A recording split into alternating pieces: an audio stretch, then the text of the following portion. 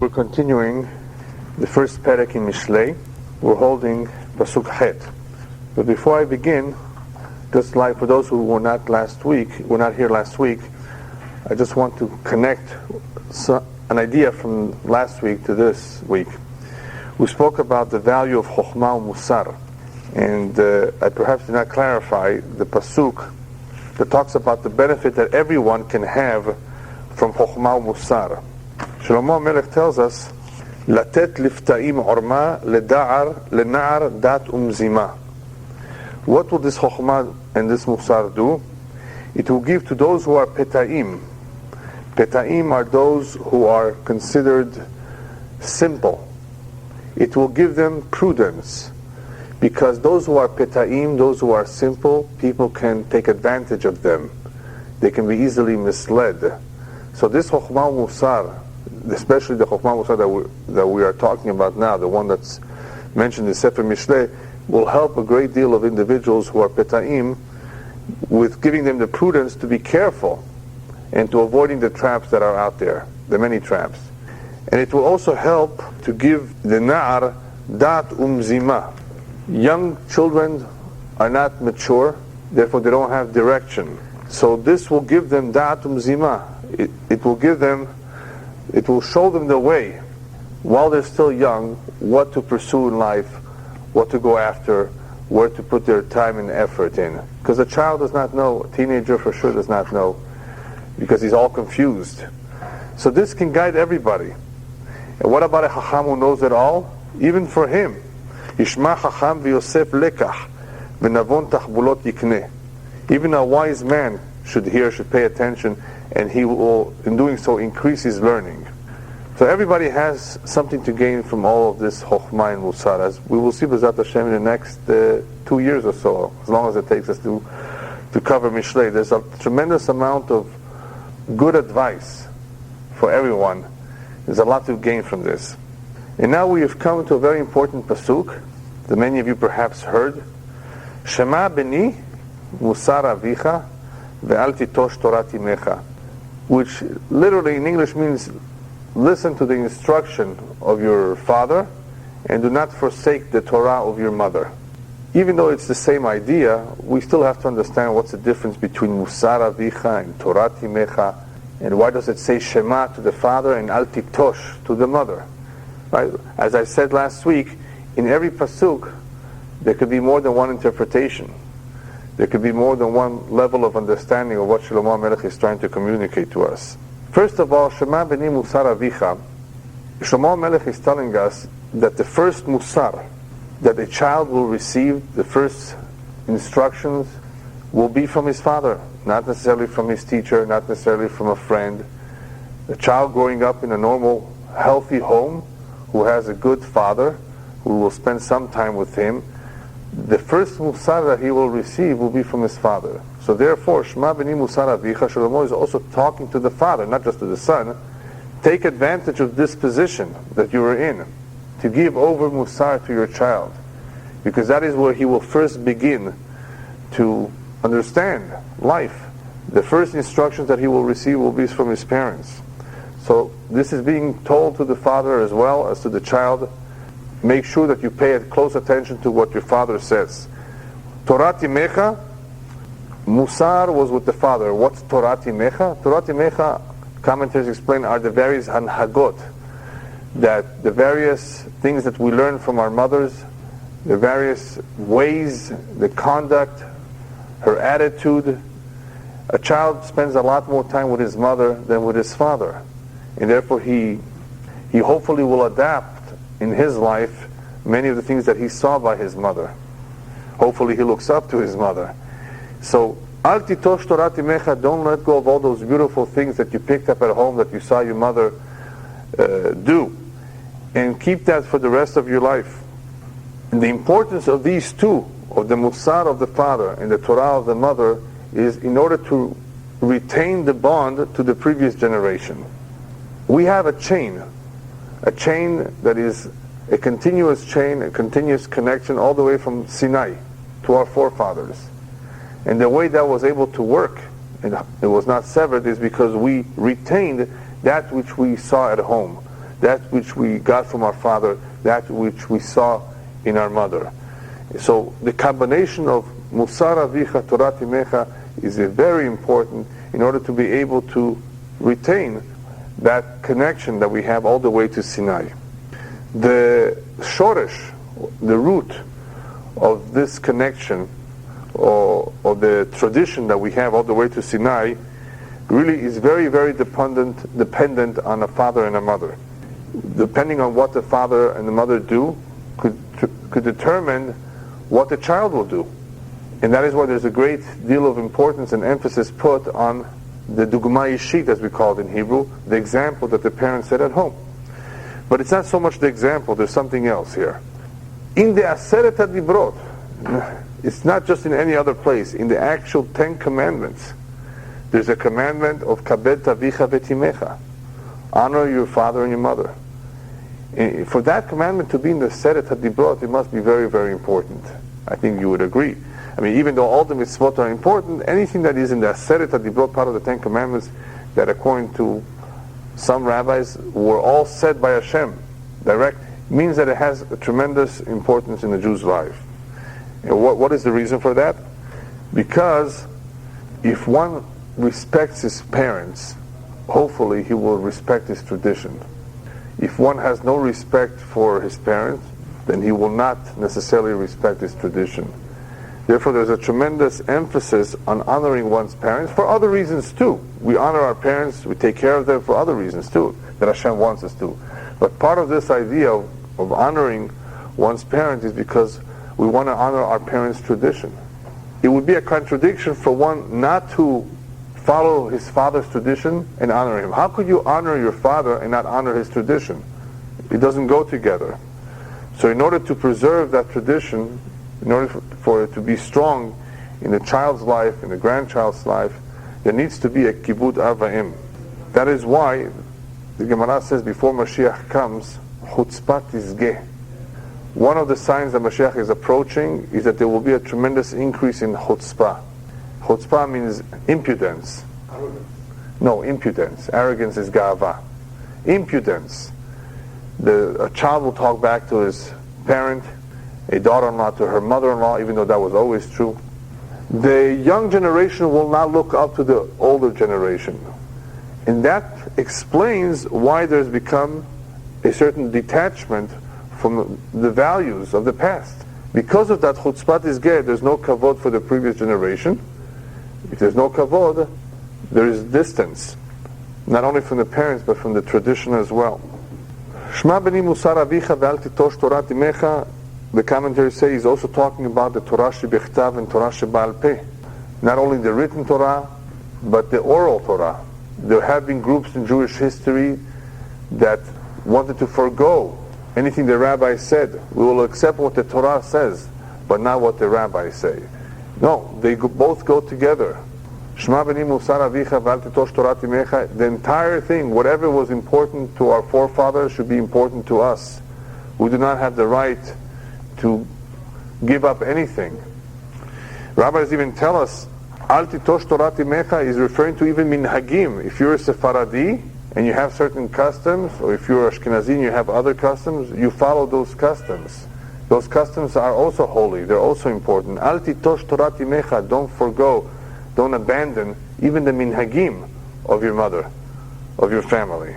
What's the difference between the father and the mother here? By the father it says, Shema b'ni, listen to your father, but by the mother it doesn't say listen to your mother, it just says, V'al titosh Torah timecha, don't abandon what your mother tells you. By the father it says listen, and by the mother it says don't let go. What's the difference? So the commentaries explain that perhaps Shlomo Melech was saying it this way because naturally the father usually speaks harsher, he's more serious, he's more demanding perhaps in some ways, and it may be difficult for the son to accept what his dad tells him.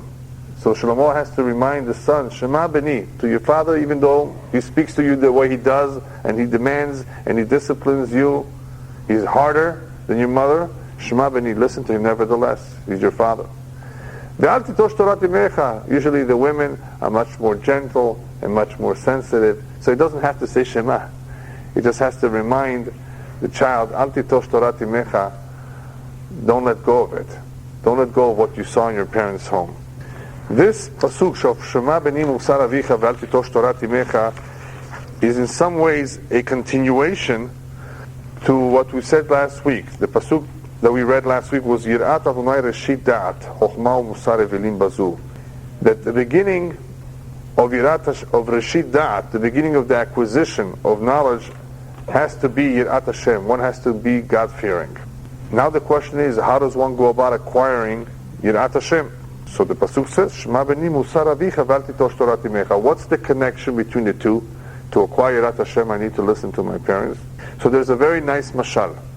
The mashal goes as follows. There was once an individual who wanted to get a job done. And he hired a Bal Melacha, a professional, to do the work for him. So the professional tells him, listen, you want this work done for you? Give me some money, and to start off, a deposit or whatever, so I can get the work done. And the guy says, I'm not going to give you any money up front, because last time I gave the guy some money, the contractor, he ran away with the money, and he never did the job. Familiar story? These things happen sometimes. So you have to be careful. Therefore, I'm not going to give you a penny, and you get the work done, and I'll pay you later. He says, but how do you expect me to do the work? I have to buy material, and I don't have the money to buy the material. So he said, that's not my problem. You want material? Go borrow from your friend some money and buy the material. I'll pay you when you're done with the job. So that's what Shlomo Melech says over here. We have here a problem. On the one hand, it says, Yirat Hashem Reshit Da'at. HaKadosh Baruch Hu tells us, Shlomo Melech is telling us, that we need to acquire Yirat Hashem before we get Da'at. That's what we have to go about. Hashem does not just give anybody Yirat Hashem. Hashem does not give just automatically Yirat Hashem and Reshit Da'at. It doesn't just happen automatically. You have to work for it. Hashem did not want to give everybody the Da'at, the Chokhmah, because it would go to waste. There's a Yetzer Hara, and we would misuse it. Hashem therefore wants us to work and develop the Yirat Hashem, which will allow us to acquire the Reshit Da'at. In other words, after we develop it on our own, Hashem gives it to us. But the problem is, the rabbis tell us, Im en Chokhmah en Yirah. If we don't have the basic tools of Chokhmah, we will never be able to have the Yirah. So how do we start? Here we want to develop Yirat Hashem, and we have to have Da'at for that. Where are we going to get it from? Where are we going to start? We have to have the tools for it. If the ultimate goal is Yirat Hashem, how do you start? Shema beni musar avicha ve'al titosh Torah imecha. In other words, the Chokhmah that one has to have, the very beginning, the very first tools, has to come from his parents.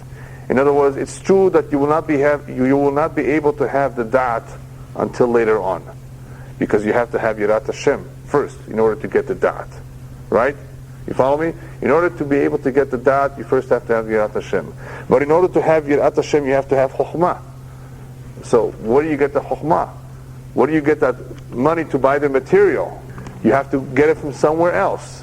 Where do you get it from somewhere else? Shema beni musar avicha ve'al titosh Torah imecha. In other words, the first Chokhmah that you need to get is from your parents. So that is only a beginning. So that's the connection here. Shema beni musar avicha ve'al titosh Torah imecha is the very beginning of the Chokhmah that one has to have, the minimum, in order to acquire the Yirat Hashem that he needs. Shema beni musar avicha. A child is being reminded that what your father is telling you is letovatcha. It's for your good. He's not just demanding of you something for no reason. If anybody wants anything for your benefit, it's your father. The rabbis tell us, and whoever does not listen to what his father tells him, that is the beginning of trouble. What kind of trouble? That is where the nituk, the separation between one generation and another begins. As I explained earlier, if a child has no kavod for his parent, that's when the relationship will weaken, the connection between them, and eventually the connection between one and his tradition. So if Chas v'Shalom, one will not listen to his father, that is the beginning of a nituk, of a detachment from the past. There's a very interesting story that happened in Bnei Brak not too long ago with Rabbi Galinsky, who many of you perhaps have met, very special person. He's a magid, he gives a lot of speeches, he has a yeshiva. And one day, into the yeshiva came in a boy whose parents are completely secular. And the way he came in, if I recall correctly, was because he had a friend who was religious. And that friend told him, why don't you try it out? You want to see what a yeshiva is all about? And the child came, stayed, and fell in love with the yeshiva. And what happens to the child who falls in love with the yeshiva, who was originally secular? Little by little he becomes religious. And what do you think after he started becoming religious? What happened after that? His father was very upset. This was a very, very secular Jew. Very secular Jew, not even a traditional Jew. Because he was an Ashkenazi, I think. The Ashkenazi, either they're religious or they're secular. They're not traditional as much as the Sephardic are. So the father was very upset. So the father told the rabbi, what are you guys doing to my child? You're brainwashing him. And the rabbi says, I'm not brainwashing him. He came on his own. He wanted, he stays, he likes it. I'm not doing anything. Anyway, the father did not accept that, and he went to the police department. And he complained that the rabbi is kidnapping my child, brainwashing him, and by keeping him in the yeshiva, he's basically causing a tremendous rift, because we're secular, and he's becoming religious. So the police chief called the rabbi, says, what do you got to say about this? So he says, I'm not doing anything. The child came on his own will, he likes it, and he wants to stay here, and this is the kind of life he wants to lead. So the father, who was listening to this conversation, got very, very upset, and he starts yelling at the rabbi, Rabbi, this is not the way I'm leading my life. I want my child to be the same as me, and I don't care what you say. I don't want you to make him into a religious boy. I want him to be like me, and you're making him go against me. So the rabbi turns to the father and he says, you don't understand. Your child is doing exactly what you did. What do you mean? You went against your father, your child is going against his father. You rebelled against your father, who was once upon a time religious. And that's what your child is doing too. So he's doing exactly what you did. And that was the end of that story. And I think he stayed in the yeshiva. And that is what Eliyahu Navi meant, I think, when he said, Veshiv levavot al banim velepanim al avotam, eventually the children will go back. Because the parents, at one point, separated, right, from their parents. But eventually, the grandchildren will go back to be what the grandparents were. So, if the one generation rebelled, the second generation will rebel the other way around. And everybody will go back to being what we originally were. But this is what's happening in our days. Unfortunately, because of the amount of assimilation and the rifts that occurred, many, of course, are not familiar with Judaism. But give them a little bit of a taste of what Judaism is like, and sooner or later they'll come back. The next pasuk says, Ki livyatchen hem leroshecha va'anakim legargerotecha. Translated in English, for they shall be an ornament of grace to your head and chains around your neck. All this Torah and Musar, Shlomo Melech is telling us, will benefit you. It will be like an adornment to you, like a tachshiv, like something precious to you. In other words, in life you will see how much you will be helped by it. It will look good on you if you continue the ways of your forefathers. But there's something else here. Why does he compare it to a necklace? Right? Even though I don't think I translate it as a necklace, it says here in chains, but it means like a necklace around your neck. What is unique about a necklace? Everybody can see it, right? It stands out, the bolet. The same is true with one's behavior in life. They can see in a child's behavior if he is like his parents or not. Like the famous expression in English or in Hebrew, the apple doesn't fall far from the tree, right? In other words, that the child hopefully will be what his father was, hopefully, depending on what the father was. So that's the idea. In the same way that a necklace stands out, a child's behavior reflects what his parents' conduct was. Whatever it is that they followed is usually reflected by the child. So hopefully the child wants to demonstrate something good and not something negative, because it reflects on the parents too. Rabbeinu Yonah gives the following introduction to the following pesukim.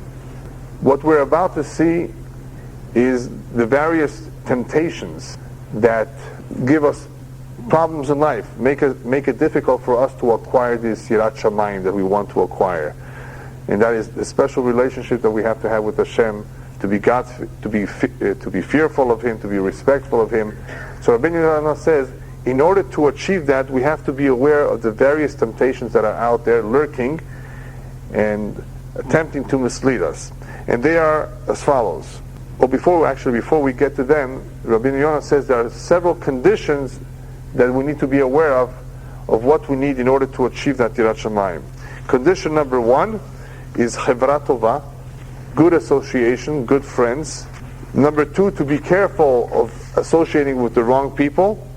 Number 3, to continuously think about reward and punishment. And number 4, to study Torah.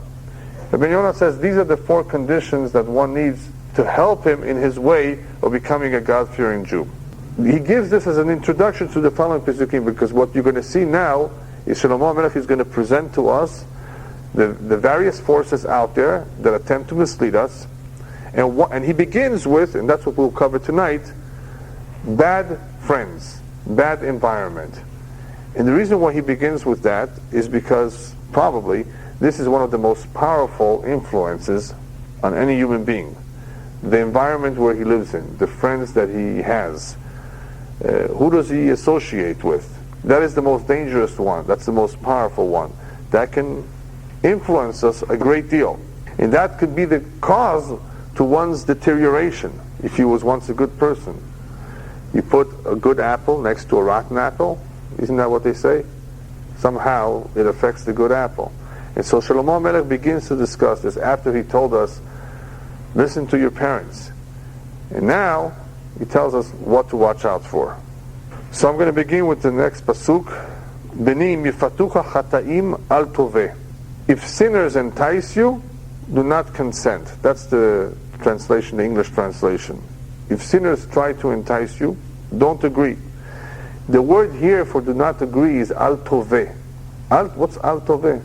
Al toveh means do not accept at all. Immediately refuse. Remember the story with Yosef and the wife of Potiphar? He immediately ran out. He didn't even argue with her. If sinners approach you, you recognize them as sinners, al toveh. Don't even get involved in a conversation with them. Don't try to explain. Don't try to defend yourself. Don't accept anything. Refuse immediately. Toveh is the same letters as tavo. Taf bet aleph. Don't get into a conversation with them. Don't get involved with them at all if they're trying to entice you. So therefore, advice number 1, refuse immediately and don't get involved with them. Now, he uses the word here, chataim, beni mifatucha chataim, sinners. In other words, the reason why he's telling you al toveh is because we're talking about those individuals that you can easily identify that are sinners. They're corrupt, and therefore there's nothing that you will gain from them. On the contrary, you have a lot to lose. I'm going to be skipping around a little bit because I want to relate the various pesukim that have to do with this. He says not only do not converse with them, do not have anything to do with them, he says, Al talech, veni al talech bederech itam. Don't associate with them, meaning don't do as they do. However, he adds, Mena raglecha minetivatam. But hold yourself back from going in their path. Even though all of this is for greater emphasis, what does it mean by hold yourself back from going in their path? It means that even if they're not going to do anything right now, all they're doing is going to the beach to have some fun. They're not going to be doing anything wrong. They're not going to be doing any avera. Don't go in their path. In other words, don't even go and have fun with them. Why not? So he continues on to say as follows. Ki raglehem lara yarutzu v'imaru lishpoch dam. First of all, you should know that their feet, where they're headed to do something evil, and that's not always obvious. And because it's not always obvious, I'm warning you, if these are bad people, if these are chataim, just remember, they're going to be eventually doing something wrong. And how are they going to try to tempt you, you're a good boy, right? How are they going to try to tempt you to join them? And now we're going to see the various temptations. If you read this perek, if you read the various temptations, the various expressions used by Shlomo Melech to describe their temptations, you will see the common denominator is, be careful when anybody ever tries to sell you on, get rich fast. You've heard that expression here in this country? There are many people who are trying to convince you, here, you can do it. You can become a millionaire overnight. Get rich fast. Even though those people behind that advertisement may not be sinners, but they're trying to get your money anyway, right? They're not necessarily out there to help you. A lot of these pesukim deal with this getting rich fast. And many individuals who have this ta'ava, who have this desire to make a lot of money, can fall in the many traps that are out there in the world. And Shlomo Melech is warning us. One of those temptations, one of those ways to get you to do the wrong thing will be by reminding you can become rich very fast. So be careful when anybody ever tries to sell you something like that you can become rich fast. There's no such thing as getting rich fast. And even if you do somehow succeed in making a lot of money, it can be very dangerous, depending how this money is made. So therefore, Shlomo Melech begins with the various methods they use to convince and to tempt, and he says like this: Im yomru lecha itanu ne'erva ledam nitzpena ledaki chinam. If they say, I'm going to translate in English, come with us, let us lay in wait for blood, let us lurk for the innocent without cause. Listen very carefully, Shlomo Melech saying, to what they're saying, because eventually you will figure out where they're headed. What are they going to say to tempt you? So he goes on. I'm skipping around. Kol hon yakar nimtza nemale batenu shalal. We shall find all precious goods, we shall fill our houses with plunder. So one of the first temptations is, you're going to make it rich, you're going to make a lot of money. But that's not enough for everybody. What are you giving me, 10%? I want 50% of the booty. No problem, they say. Goralcha tapil betochenu, says the next pasuk. Cast in your lot amongst us, let us all have one purse. What does that mean? Be a partner with us. Come, get us money, in a crooked way obviously, and you will be an equal partner. So another way of tempting him, you're about to make a lot of money, and if that's not enough, you're going to be an equal partner. We're going to give you 50% of this, just to get him in. You know, by the way, do you know how many people have lost millions of dollars of their own and of money that they borrowed from their parents? Because I have a great deal, lend me some money. I'm telling you, this is going to, well, Hashem will be able to retire from the fall. Be careful when somebody tells you. Now, many of these, by the way, these stories appear innocent because there was no real averah involved. Here he's describing something which is evil, something which is no good. But one is being tempted because of the money. And now he's being tempted that he's going to be also an equal partner. But that's not enough for everybody. It may be difficult. How do you convince one to still go ahead with it if it's difficult? So the next pasuk says, Nivlaim ki sheol chaim utmimim ki yordei vor. Let us swallow them up alive like Sheol, and whole like those who go down into the pit. What does that all mean? It means it's going to be easy. It's going to happen so quickly, you won't even have time to blink. In other words, don't worry. It's going to be very easy. It's not hard at all. According to the El-Shich HaKadosh, what Shlomo Melech is telling us is that they can tempt one by convincing him nobody will ever find out. You'll be able to get away with it. That's another problem that occurs. That many people, unfortunately, have fallen into the trap of thinking that they can cheat insurance companies. They can defraud them because nobody will ever know. Nobody will ever find out if I do this to this company or if I do this to the government. That's also another form of pitui, another form of seducement, I guess, temptation, that nobody will ever find out about it. It's going to be very easy, it's going to go quickly, you're going to make a lot of money, and nobody will find out about it. So you see how little by little the Yetzer Hara is working on the person, trying to overcome all the obstacles that one may have. He may be afraid. People will find out. Maybe it's not that much money, it's not worth it. You see what I mean? There's the various difficulties the Yetzer Hara has to overcome them. So therefore, it is expressed as various temptations that one can experience in life depending on the situation that he's in. What's the next temptation? Kol hon yakar nimtza, as we said before. It is worth your trouble, it is worth your effort, because we're talking about a lot of money. Because one may say, okay, nobody will find out, but is it really worth it? How much will I really make? Is it really worth $20,000 for me to go through all of this? So I said, no, this is a lot more money.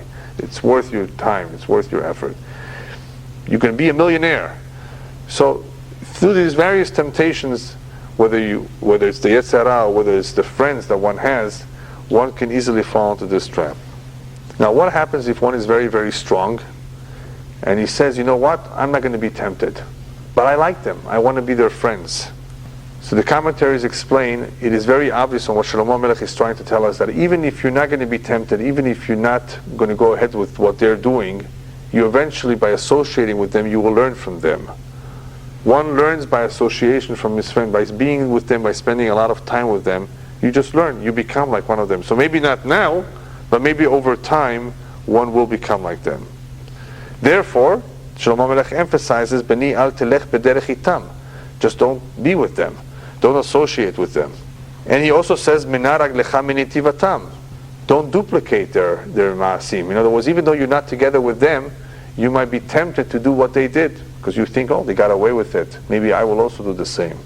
In no way should you be with them, in no way should you learn from them and do as they did.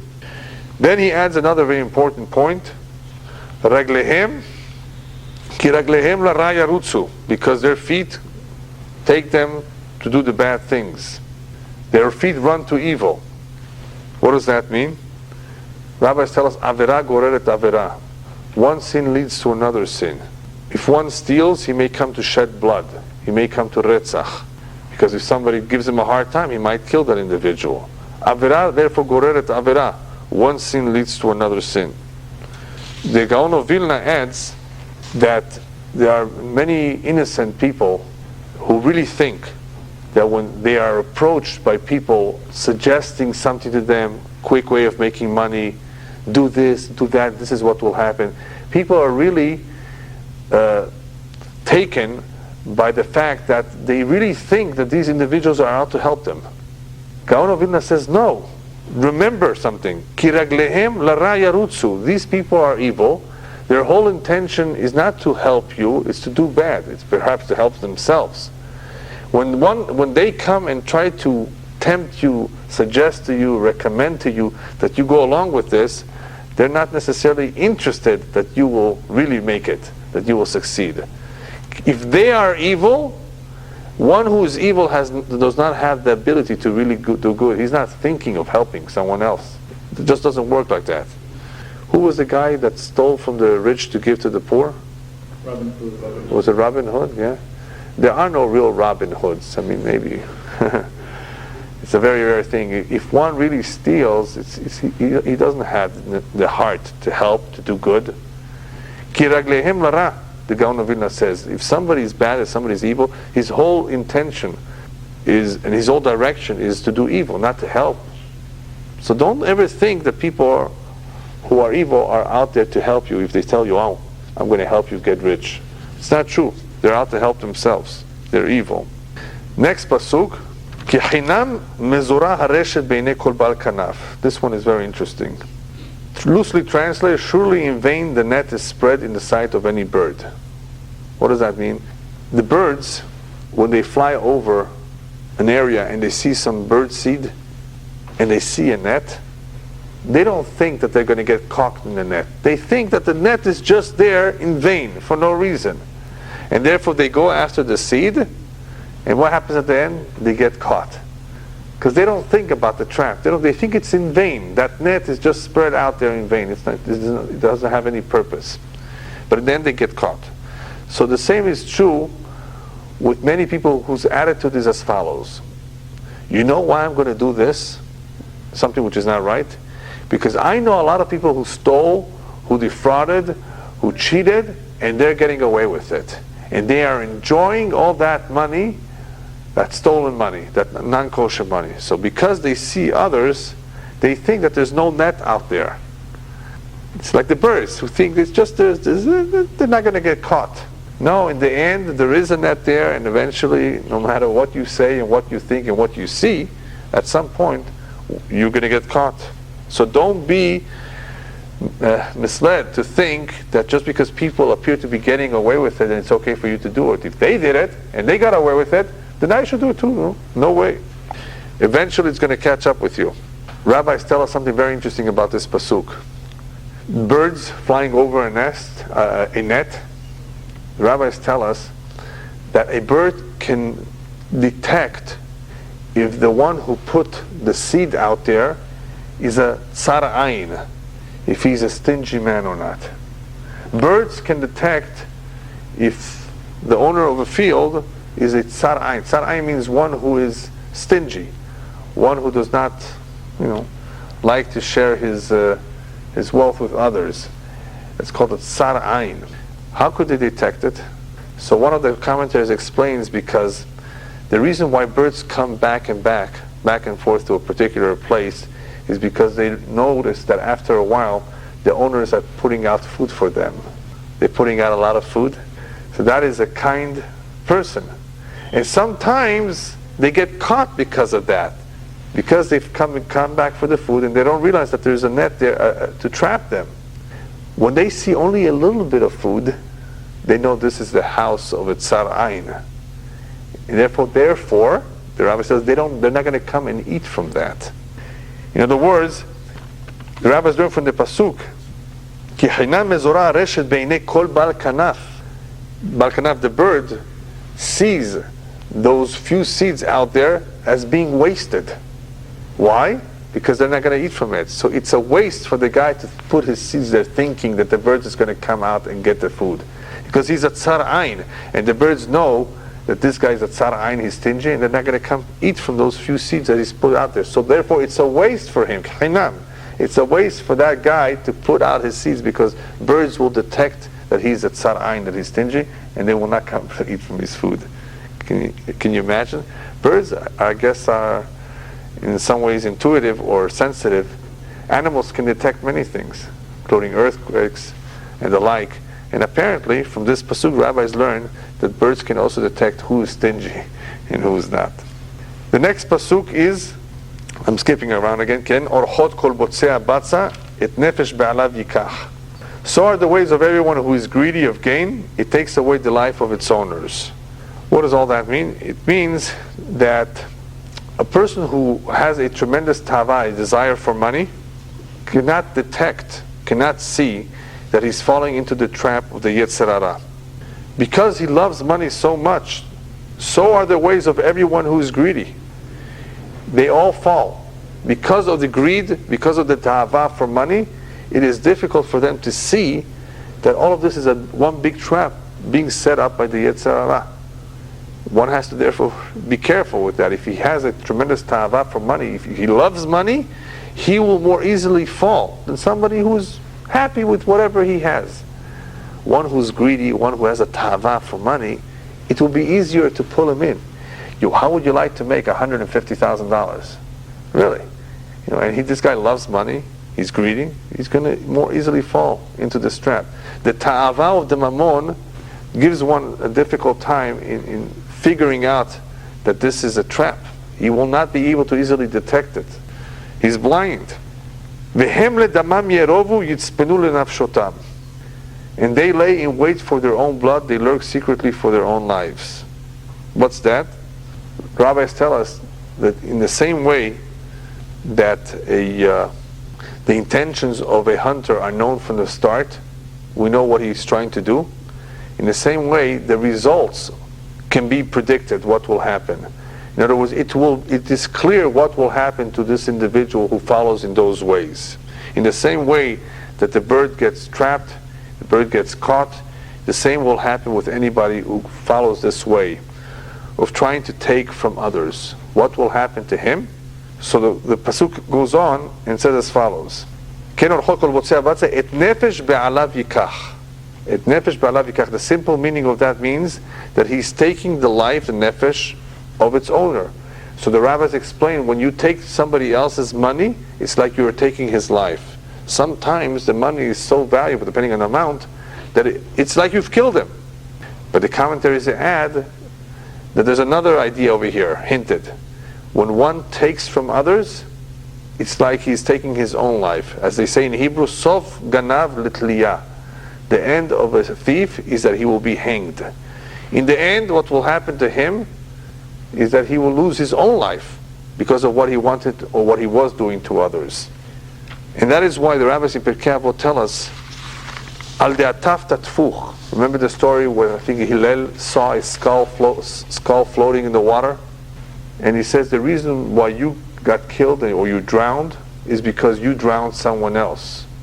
In the end, the commentaries explain, whatever you do unto others eventually comes back to haunt you. One will therefore pay for his crimes one way or another. What have we seen in these last few Pesukim? What we really saw is a conversation of a father to a son. Even though Shlomo Melech is the one telling all this to us, it begins with Shema b'ni musar avicha v'al titosh Torah timecha. In other words, so who's talking? A father is talking to his son. The importance of all of this conversation relating to a father speaking to his son is because it is the tendency and the nature of children not to want to listen because they think they know better. Many children think they know better than their parents. That's just their nature. And Shlomo Melech is emphasizing all of this in great detail. Be careful, pay attention. This is what they do to you. A father needs to do the same thing to his own child. Child, my dear child, listen to me. This is for your benefit. I've gone through this. I'm older than you. I've seen all of this. This is what they are trying to do to you. It may not help, because a child, if he's stubborn, he thinks he knows better. But still, that is the responsibility of every parent, to convince the child it's for his good. And now, I don't want to take anything away from you. I'm not after you. I'm your dad. If anybody loves you, it's me. Right? And therefore I care for you. In a very gentle way, in a very convincing way, in a very logical way, with examples from the real life. Why? Because we don't want this child to repeat the mistakes of others. Anybody has the opportunity, B'ezrat Hashem, we will have here, to go through the Sefer of Mishlei. You will find incredible examples of things that happen to people in life, and you wonder, why didn't they just learn Mishlei? Why did they make this silly mistake? I've heard that history repeats itself, but mistakes don't have to repeat themselves. There are many, many things in life that are no-nos, for sure. You know, like they say, Murphy's Law, if anything can go wrong, it will go wrong. There are certain things in this Sefer, in Mishlei, that will for sure, there's a very, very good chance that it will happen if you just try it. And therefore, don't try it. So, Shlomo Melech, in this chapter, speaking as a father speaks to his son, reminding the son, this is for your own good, it's coming from me, your dad. I don't want you to repeat these mistakes, whether they were his mistakes or they were somebody else's mistakes. If a child gets all this information, there's a better chance that he will not make those mistakes in life. Everybody has their own mazal, obviously, but nevertheless, it pays to hear all these instructions, all this good advice. We can only benefit from it. And last but not least, the best teachers are our parents. Shema b'ni musar avicha v'al titosh Torah timecha. Shlomo Melech is reminding us, this information that your parents are going to give you is very, very valuable. All we need is an ear to listen. We have to be ready to listen to what our parents have to say. And that is another problem. Many people have that difficulty. And that difficulty could be not their fault. It could be that the parents don't talk to them, don't sit down and make time to speak with them. And therefore, the child loses out a lot. And what did we say before? The first musar begins at home. Any opportunity that a father or mother has to speak to their child, to reassure them, to get them out of their depression, to see what's bothering, what's on their mind, is very necessary. Hopefully, a father should be the child's best friend. But not every child can relate to his father, not every father can relate to his child. This is a way to develop a relationship. A father and mother, of course, they have a relationship with their child. But it should not only be during mealtime. It should be taking a walk together. A child should look up to his father as a friend, not only as a father. So Shlomo Melech, by giving us all these pieces of instruction, is reminding the father, not only the child, hey, you have this opportunity to speak to your child, to impart upon him all this very valuable information. You will only succeed if he respects you. You will only succeed if you make the time for it. You will only succeed if you sound convincing. And you know what? You have the best opportunity to do so. There have been, however, rabbis and teachers who have made an incredible impression on a child, on a student. The student says, of all my rabbis, I remember this one. He was nice to me, he was good to me, he spoke to me. That is the way a child should remember his parent too, not just his teacher. A parent is not just one who brings money to the home and puts food on the table. A parent is also a teacher. And therefore he has a tremendous responsibility to give over the tradition that we received from Sinai. And the best way to assure that the tradition goes over intact is Shema Beni Musar Avicha, is for the father to give over and for the child to be attentive to what his parents are saying. And obviously, in order for that to occur, there has to be kavod. As I mentioned earlier, the kibud av va'em is very, very important. If we respect our parents, then B'ezrat Hashem, we will respect their tradition as well.